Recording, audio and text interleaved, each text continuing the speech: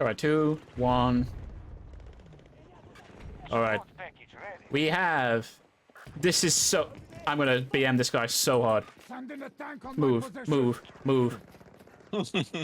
Here it comes, boys. Fuck!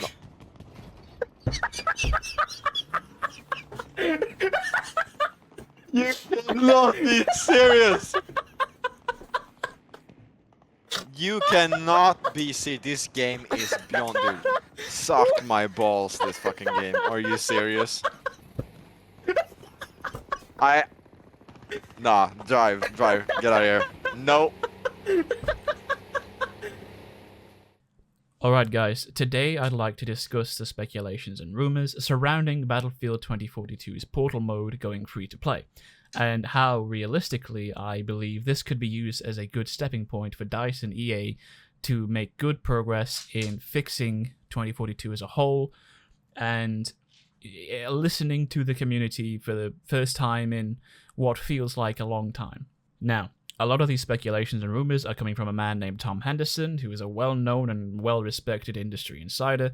His leaks and information have always been mostly accurate and mostly concrete, so even though what he says should be taken with a grain of salt at all times, we can kind of expect that if he says something might happen or something is going to be releasing, we can kind of expect that to be the case. Now, recently, Tom Henderson made a few Twitter posts and YouTube videos talking about the fact that EA was so disappointed in the launch and release of 2042 that they're looking at all options when it comes to the game, and one of these options is considering a free-to-play component.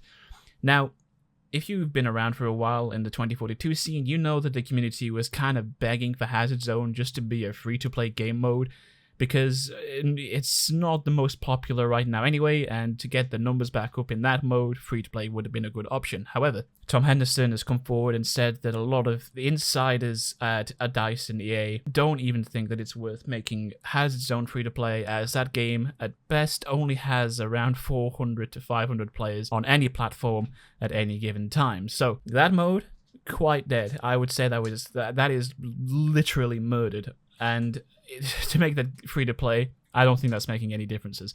So with all that considered, Tom Henderson says, and I agree, that if anything was going to be made free to play in 2042, it would be aspects of the Portal game mode. While we don't yet know which aspects of Portal, if any, are going to be made free to play, we're going to have to wait a few more weeks for some more information to come out about this. I'd like to propose a few suggestions that hopefully might be taken on board if this ever reaches the ears of a DICE or EA employee. The first thing I'd like to suggest going forward is that the free-to-play aspect of Portal also be used as a test branch for the rest of 2042. Now, what I mean by this is you could use it as a testing grounds for new ideas, old ideas. You could use it for playtest, bug fixes. Put it there first before it makes its way into the base game, as I think it's quite clear, and I trying my best not to mean this in any negative way whatsoever. I genuinely believe that the people who are playtesting this game don't play games for a living whatsoever. Like I said in my more recent 3.2 patch update video, a lot of what they claim to have fixed is simply not fixed. I'm still experiencing it today. It's not working as intended, and I really think that the zombie mode deal, oh my god, I don't believe that the people who playtest the game are really doing a good enough job. So, respectfully, hand that job over to actual gamers who will try to break the game and will try to make sure that these things are actually fixed. Alongside this, you could also use Portal mode to try community ideas and not just put in the first thing that a big content creator attempts to put in. Like, for example, the Gunmaster of Ages was a really good idea, came from Jack Frags originally, at least that's what it said on the Portal game mode, and the zombie mode came from Stone Mountain 64. However, they both needed a lot of work. The spawn system for Gunmaster was atrocious, and obviously the zombie mode was a complete XP farm. They needed more testing, and I think that the general community has a lot of constructive ideas that could be used. One of the ideas I propose is that you take the 64-player conquest maps from 2042's base game, use them in this free-to-play Portal branch, and use the traditional class system, port over Battlefield 3 and the class system over to those base games, 128 players, and just really test the absolute hell out of those maps and see where the flow needs to be improved. I think this is a good idea going forward, simply put, because then you are testing the soldier gameplay at its absolute core. A traditional class system without any specialists, which means no wingsuits, no grapple hooks, no sentry guns, no nothing. At that point, you can look at the flow of each of the smaller versions of each map, and those boundaries can be shifted in any way, shape, or form just to test the flow between objectives on larger maps, and you can see which areas need to be improved, which areas need more cover, and if need be, adding new areas into existing maps, just simply so there is more to do. An example of this, Hourglass. Hourglass is one of the most boring maps to play, in my opinion. There is way too much open space, nowhere near enough cover for any infantry whatsoever, and it's so vehicle heavy. It reminds me of Panzerstorm, and I still, to this day, think that Panzerstorm was a good idea in theory, shit in practice. If anything, I'm pretty sure the community would really like this idea, simply because the concept art for a lot of these maps looks better, as it does in most cases, than the actual map itself. On the Hourglass concept art, there are new areas that simply aren't there in the actual map. Half the map is covered in way more sand than on the concept art, and I have to think that was simply done for time constraints and effort to get the map ready for release. But what if it was tested and these new areas made it onto the actual map? How good would that be? That would be a good step forward in really repairing the broken infantry gameplay at its absolute core. Of course, then you can take it even further and look at infantry versus vehicle combat. You can then start reintroducing specialists a few at a time to see how they interact with the map. You can test out nerfs, buffs, new additions, anything.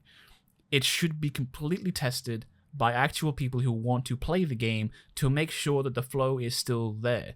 If your vehicle gameplay is completely dull, like a lot of people say it is, and if your infantry gameplay is very dull, like a lot of people say it is, then both sides need work, and where better to get opinions on that work than the people who play it. Now, I know this is a radical idea, but you could also test features from old games that could work now. One of the features that I really would like to see make a comeback is the vehicle resupply station from Battlefield 5. Now, a lot of people are probably going to disagree with me on this, but I really like this idea, simply put, because it means that a tank is not always in your damn face all the time. A vehicle in Battlefield 5 has to make the decision to push an objective to get the vehicle resupply station closest to it safely, or retreat and go somewhere else. It is not always on the same hill, it is not always in the same corner, it is always moving around, having to make those decisions. And the same thing for planes. The planes have to go to specific areas of the map to resupply. It could do with a little bit more balancing than it did in Battlefield 5, simply because planes could be flying around the resupply zones, waiting for the enemy planes to come resupply and just completely decimate them, but I think it could still work, especially with helicopters. The helicopters need to go further away to resupply all of their ammunition and flares, rather than just sit behind the closest building where no one can touch them. It simply makes sense from a balancing perspective that this is an idea that could potentially work, and I really think it should be tested. And one of the best things about these couple of ideas so far is that because Portal mode will simply be made it's part of the free-to-play branch, if you don't like it, it's not like it's going to be there forever. If you don't like it, the next week there's probably going to be a fix for what you don't like, or there's probably going to be a brand new mode testing brand new things. It's going to be always changing. Now, does this mean that the base game might struggle to keep hold of attention as much as the new aspects of free-to-play Portal? Maybe, but when those fixes and changes of new maps or old maps come back into 2042's base game, then the player base is going to be more happy with the base game in general, because you've actually worked on fixes publicly. Simply stating that something is fixed when clearly people are still experiencing these issues is not a good way to re-establish trust. A re-establishment of trust should come from a mode like this free-to-play branch, when you can say, we have an idea to test, Would you mind testing it for us? And the community will either say, this is a good idea, however we could do with these changes, or this is a frankly terrible idea, and we would prefer it if this did not make it into the base game. Other smaller aspects that could be tested and changed could be a more dynamic or more ranged spawn system. Instead of just spawning in the same places constantly over and over again and suffering the same fate because someone is literally stood there watching you spawn in, we could have a more dynamic spawn system, as I've experienced in Battlefield 4 or 1 or 5, and it's just better. Spawns you further away from the combat, which is a little bit more annoying, but there's less chance of you just getting completely decimated by someone that is looking at you when you're barely able to function. The mode could also be used to test new UI functions, new vehicles, new guns, new gameplay features, new specialists if you want to re-add specialists at an extreme rate.